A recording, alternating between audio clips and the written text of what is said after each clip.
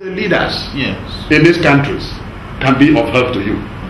Because when their countries resolved this problem hundreds of years back, their great-great-grandfathers were not even born. So if you run to any country in Europe and America to try to find solutions that you can copycat to solve problems that are indigenous to you, if you go to such country, you must first of all find out how old that country is, and then you must look for a human being that is as old as that country. He is the one that will give you the panacea on how you can solve these problems.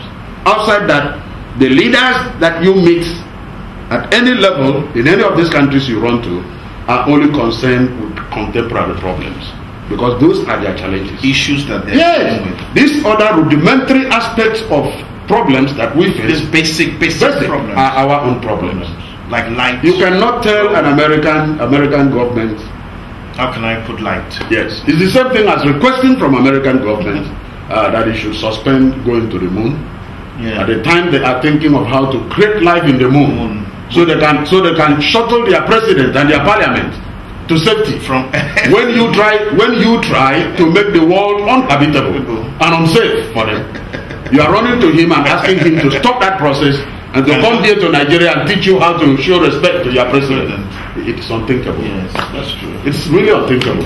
So I believe it is as a result of these failings on our part that Ghana has been able to achieve and advance and have this direction.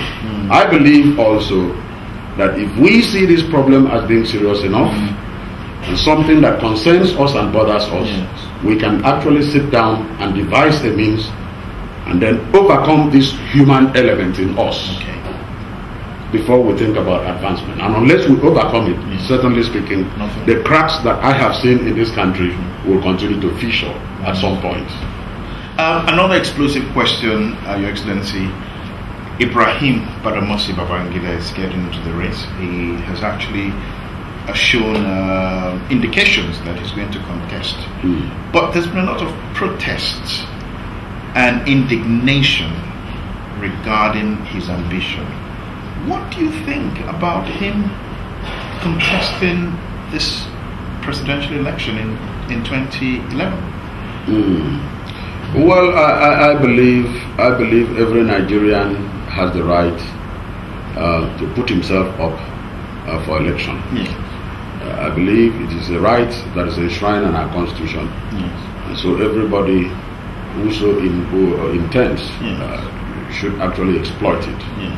If General Babangida has decided to put himself up, throw his hats into the ring, raring for actions, those who will support him will go ahead to support him, and those who don't want him should stay away from supporting him.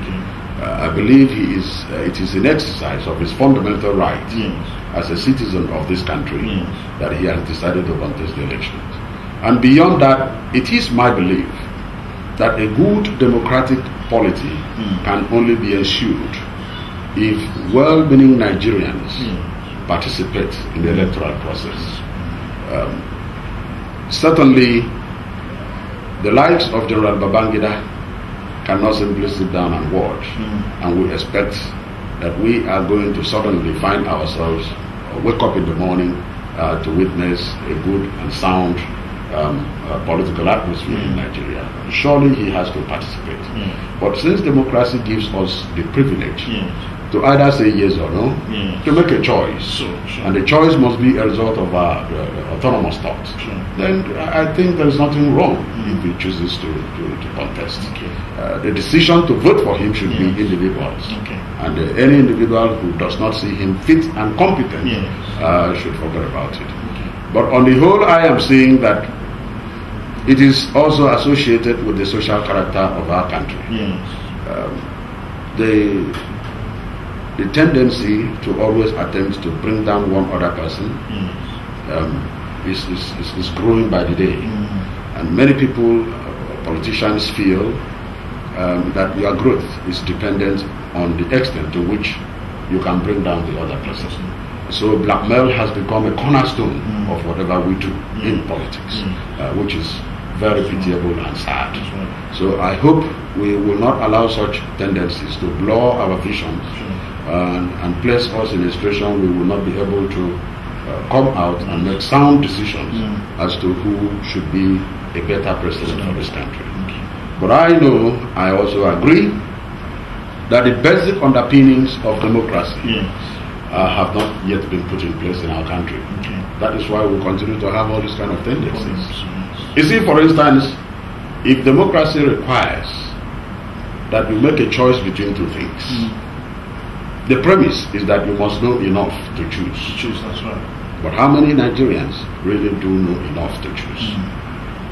If democracy requires that you express your will and you assert your will and express your conviction, the premise is that you must have the will and you must have the conviction.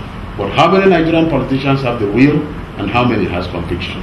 What you find commonly expressed is likes and dislikes in place of will, and then whatever the like is also expressed in place of conviction. You see? But likes and dislikes are easily manipulated by powerful influences and agents of the society. Like ordinary advertisement can attune you to like this and hate the other one. So when you now misplace that to mean will, then it certainly tells an issue. The issue becomes very clear that you do not have what we simply refer to as will. And then when you talk about conviction, it is in most places not there at all. You see, because what you see people express as conviction is what one could easily describe as